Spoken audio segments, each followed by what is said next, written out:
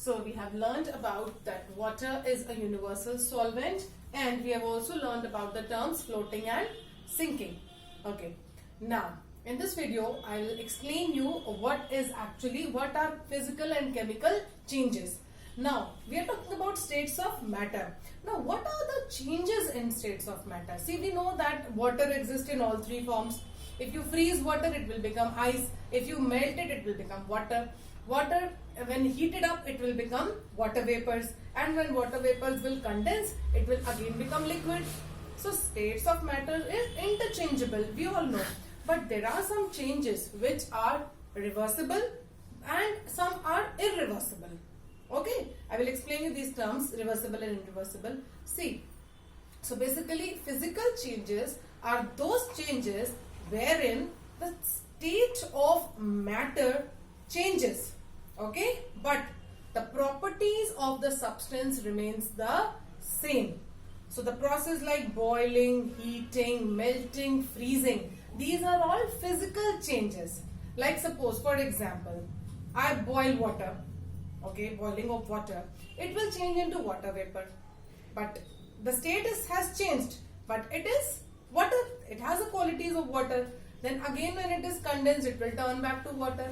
If I freeze water, it will become ice, but it will have those qualities of water only. Again on melting, it will become water. So this is basic example of physical change. Okay, now there are more examples of physical change, such as melting of butter. Now butter when melts, it becomes liquid. Okay, it can be reversed also. Melting of ice cream, melting of wax, these are all examples of physical changes, okay, because they are changing their state, but the basic properties of butter, wax, ice cream will remain the same. Okay, their composition will not change, they will not turn into another ingredient, another element.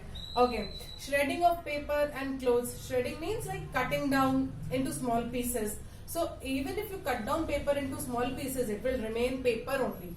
Yes or no? If you cut clothes into small pieces, they will remain clothes only. Yes or no? And chopping of wood. If you chop wood, it will remain wood only.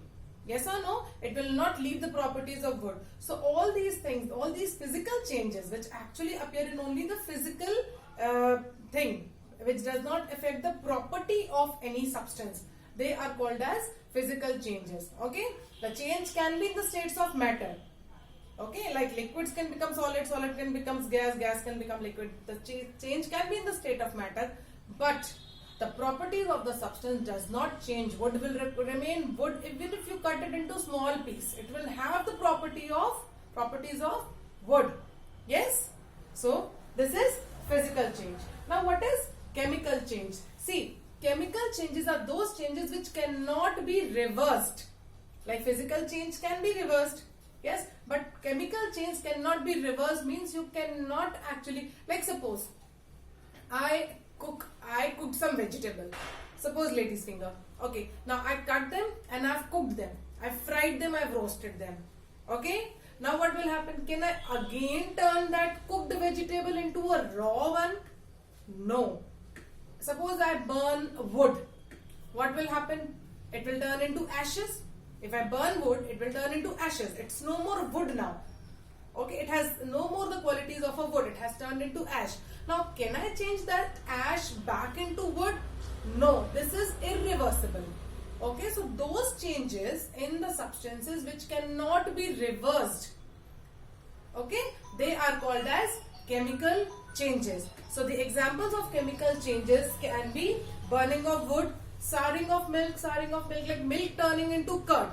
Milk can be turned into curd, but can you turn curd into milk? No. Butter can be turned into ghee, okay, but can you turn ghee back to butter? No, it's not possible. Okay, so this is irreversible. Cooking of an egg. A raw egg can be boiled and turned into a boiled egg, but a boiled egg cannot go back and be the raw one again.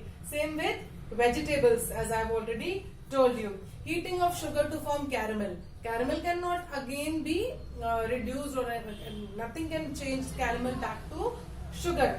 Baking of a cake. Whatever elements you have already put in the cake, Now a cake has been baked. Now can you actually separate the ingredients of the cake once it is baked? No. So this is a chemical change. Rusting of iron. Once the iron gets rusted, okay, iron gets rusted means actually with the effect of oxygen it catches rust. So once it is rusted, it cannot be turned back into its original state because the properties of those things have already changed. Once, like suppose I have given you example of wood. Like suppose take the example of cake. I used flour in that, I used sugar, I used ghee or oil, or I used milk, okay, baking powder, baking soda. Now all these things have different properties.